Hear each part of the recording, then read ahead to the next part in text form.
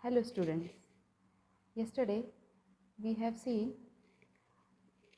reproduction chapters, introduction, and one type of reproduction, that is asexual reproduction. Now we are going to see or learn about sexual reproduction. Sexual reproduction is the reproduction in which both the parents are required, that is male and female, both of the parents are required, both are involved in formation of gamete and formation of fusion of gamete for the formation of next generation. So we are going to learn in detail about sexual reproduction. Basically, in this type of reproduction, gamete formation process is very important to form the new organism. So gamete formation process takes place after juvenile phase is completed and when the organism enters into the maturity. So that time, at the maturity there are certain changes taking place in the body of the living organism, so that the body will prepare itself for the formation of gamete. Once the formation of gamete initiated, then the organism is capable of showing the reproduction or showing the fusion of the gamete and formation of new generation. So for this purpose, this sexual reproduction is having important step as gamete formation. This gamete formation process takes place by or through meiosis process. There are two types of cell division. One is mitosis, one is meiosis. In mitosis, the body growth and development takes place, wherein from one cell to two new cells are forming. And whereas in meiosis, there is from one cell at a time 4 cells are forming. And that 4 cells are helping or being a gametic cell helping in sexual reproduction. So we have seen in 11th standard the cell division whole chapter. So we have learned in that chapter about how the mitosis and meiosis differently goes and how the end product of meiosis and mitosis takes place. So this meiosis is helping in sexual reproduction for the process of gamete formation. Next is reproduction in flowering plant is taking place through different kind of ways. To understand this, first we have to understand the life cycle of the flowering plant. There are 3 type of flowering plant present, in which first is annual, second is biennial, and third is perennial. Annual flowering plant is the plant which is completing its life cycle within 1 year. That means within the year they shows growth, development and flowering. After flowering, their reproduction phase starts, and after reproduction they complete their life cycle and they die. So overall the plant survives for a year or only 1 year. Such kind of plant is called annual. The second type is biennial. In this type, the plant survives for 2 years and complete its life cycle within 2 years. So for growth, development and flowering and then reproduction, they are taking complete 2 years time, and after then they are showing the completion of their life cycle and then they die. That is why they are called biennial plants who has the life of 2 years. And the third category is perennial plants, the plants which are having life more than 2 years. That means throughout they survive for longer than 2 years, and they shows flowering again and again and reproduction within their plant again and again, and they survive for longer time. So examples of annual plant is pea plant, biennial plant is onion, and perennial plants there are many examples like banana, mango, etc. There are certain unusual phenomena we can observe around us in some flowering plants, like for example bamboo. Bamboo is the kind of plant whose flower we see once in his lifetime. and that too generally after 50 to 100 years. So around 50 to 100 years after their survival, they start showing flowering. Once they start showing flowering, immediately they undergo reproduction, shows formation of seed and fruit, and immediately they die.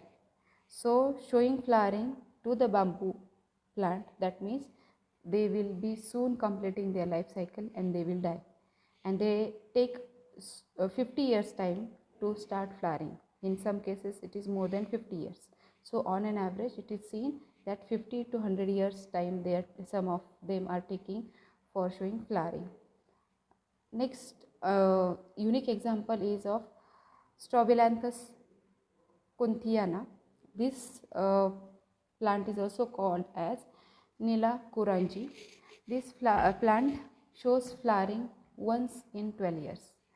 So last time it has shown during September to October in 2006.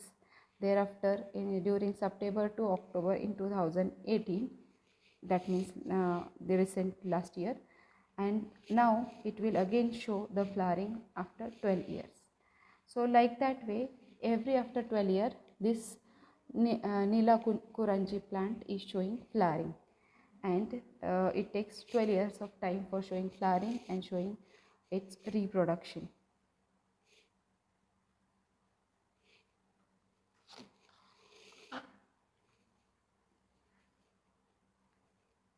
Next is breeding of animals.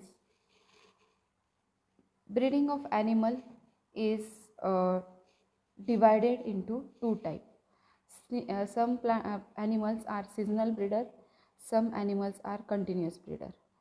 Seasonal breeders means the animal, they are having their reproduction or showing their reproduction period, particular period in a year. So during particular season they show the reproduction, the other season they don't show reproduction. But some of the animals are like, they are showing reproduction throughout the year. So such kind of variations are observed, and based on that the animals are divided into two types. One is seasonal breeder and one is continuous breeder. Seasonal breeder, they shows their reproduction in particular season, like frog, lizard, deer, etc. And some are continuous breeder, they shows throughout the year in any season reproduction. So in that we can take example of mice, rabbit, cattle, honeybee, etc.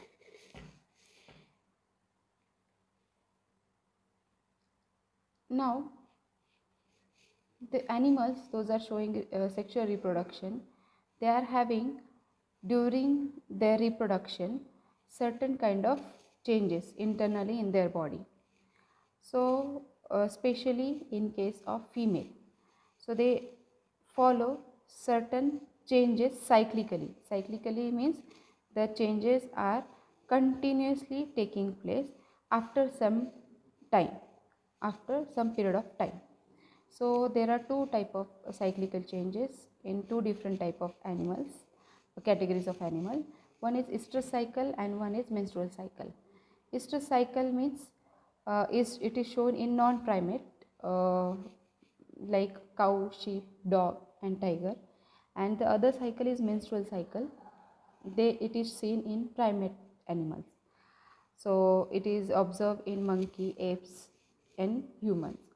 The main difference between estrous cycle and menstrual cycle is the cyclical changes in both the type of animal are taking place before the reproduction and during the gamete formation. There are same type of certain changes are taking place, but the main difference between these two cycle is the estrous cycle goes lifelong till the end of the life of the animal, it continues, but menstrual cycle doesn't continue till the lifetime or end of the life. It continues for certain period of time and thereafter it is stopped in the organism. So this is the basic difference between the estrous cycle and menstrual cycle.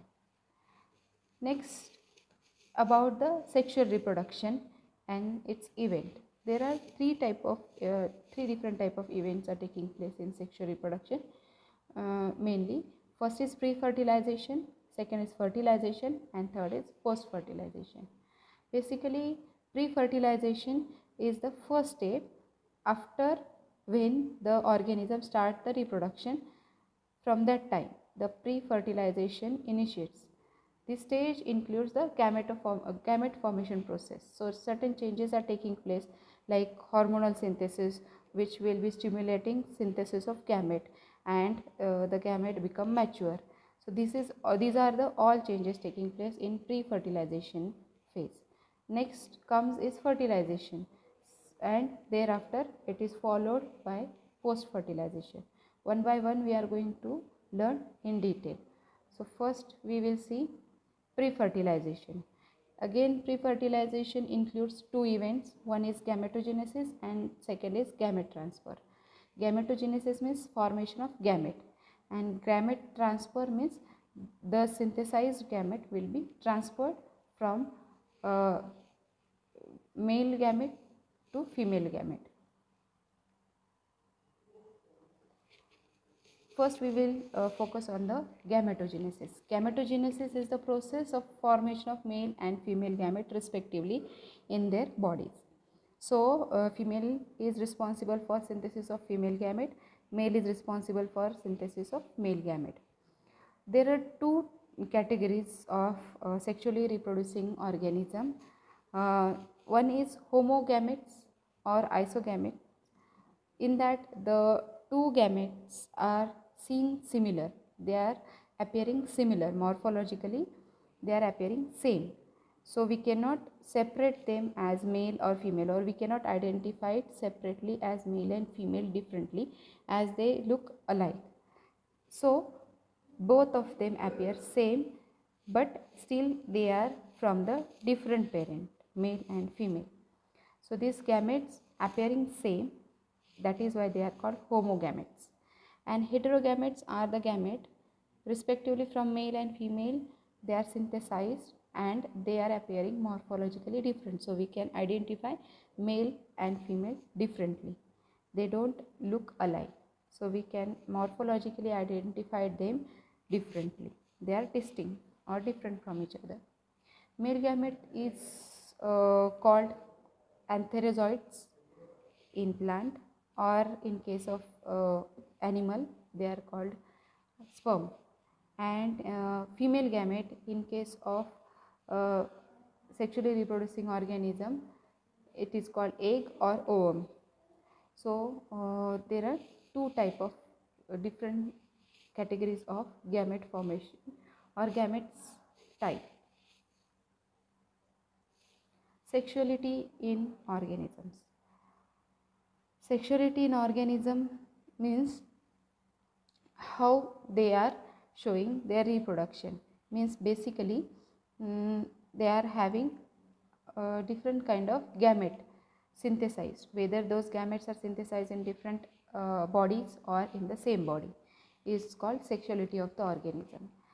Because there are certain animals in whose body male and female are different organs present in the same body, and there are some animals in we can find they are having male organism different and female organism different.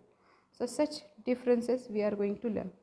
First is homothalic or monoecious kind of condition.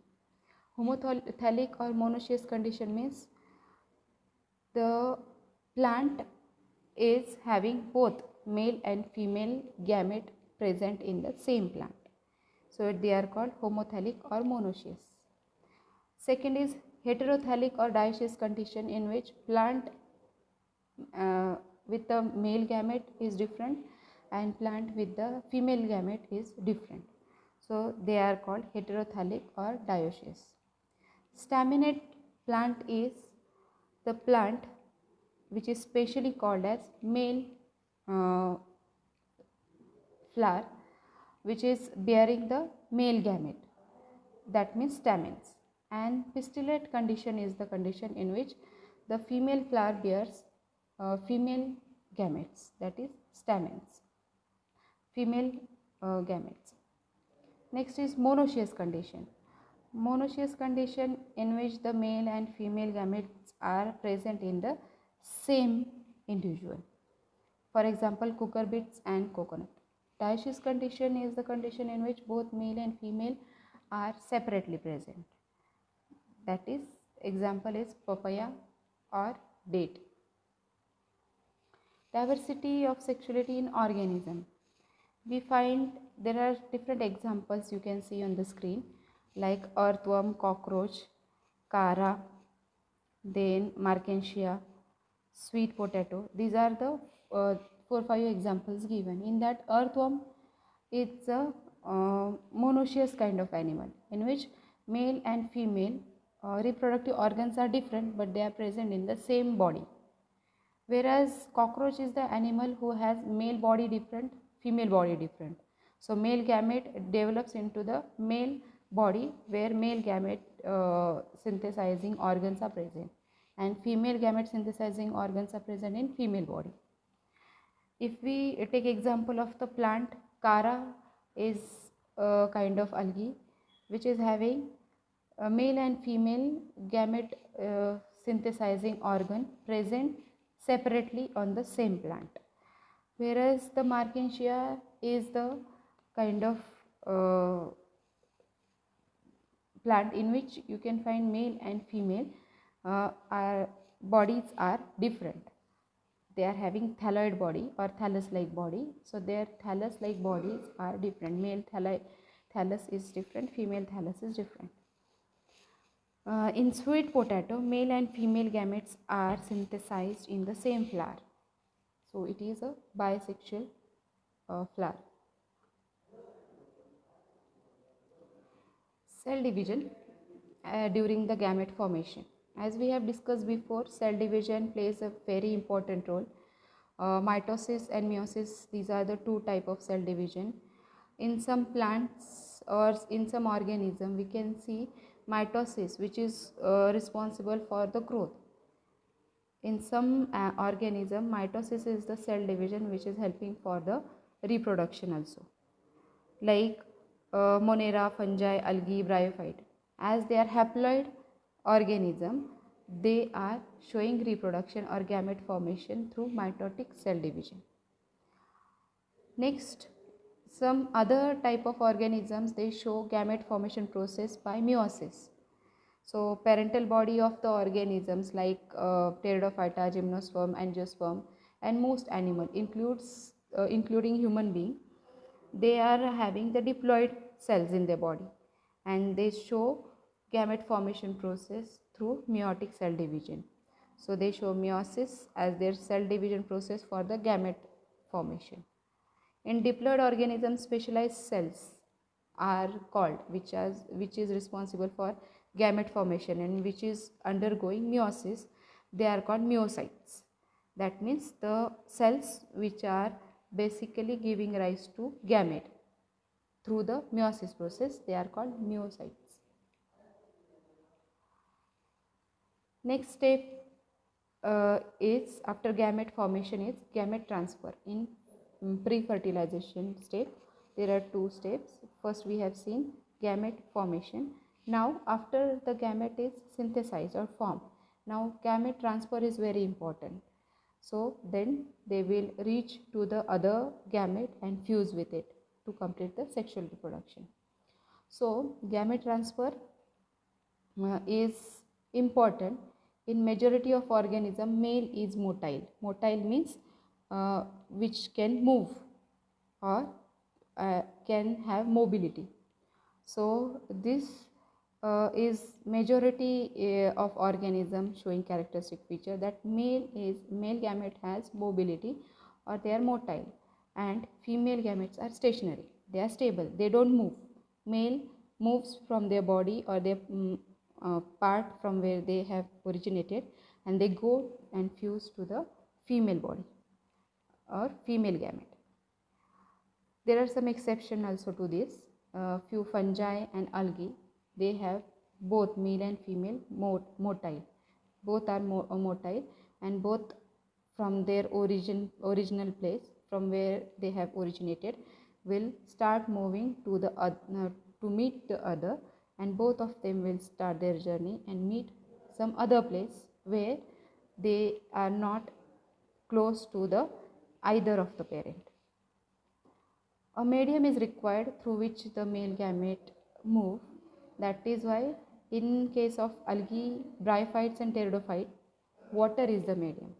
So after the gametes are mature, they are deposited into water or they enter into the water, and through water they travel to the other gamete to fuse with. To compensate loss of male gamete during transport, because they have to meet to the other gamete or to the female gamete, and they have to get a chance for it, and to ensure the fertilization, there are some chances for them to get lost instead of getting fused.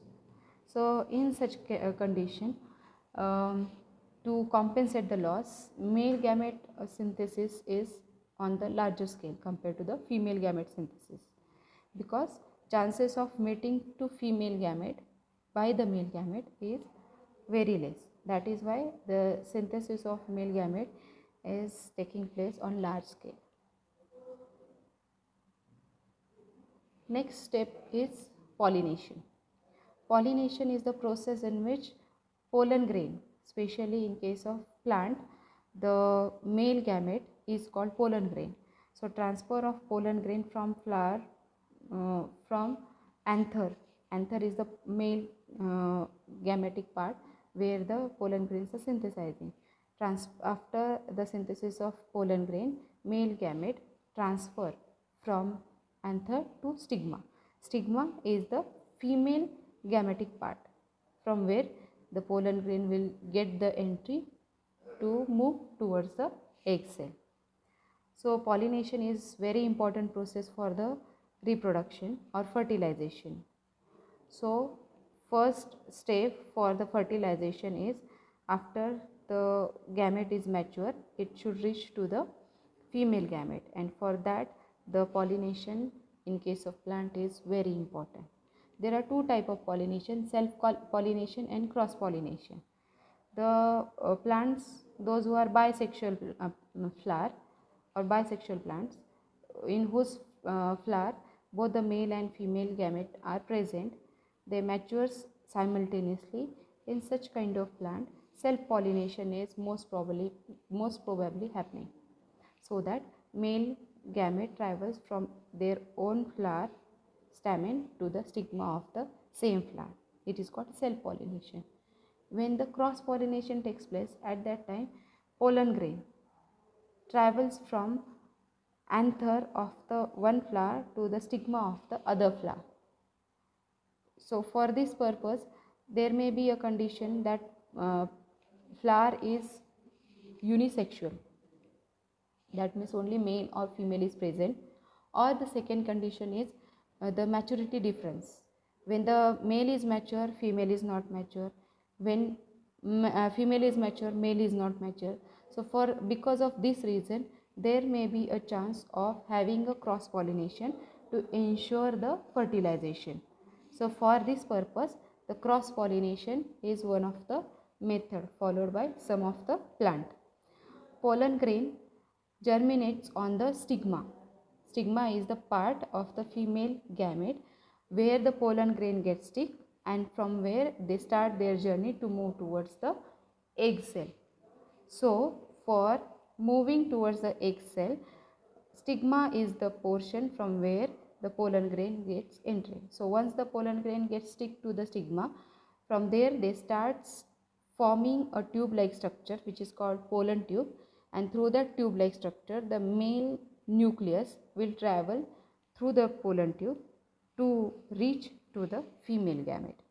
And once they go closer to the female gamete inside, automatically they will get chance for the fusion with the female gamete. So after pollination, pollen tube formation and fusion of male and female gamete is called fertilization. So till now we have learned the pollen transfer of male gamete to female gamete and the pollen tube formation. After this we will learn about the fertilization, actual events of the fertilization, how the fusion will take place and what different type of steps will be there, that we will learn next time. That's all for today.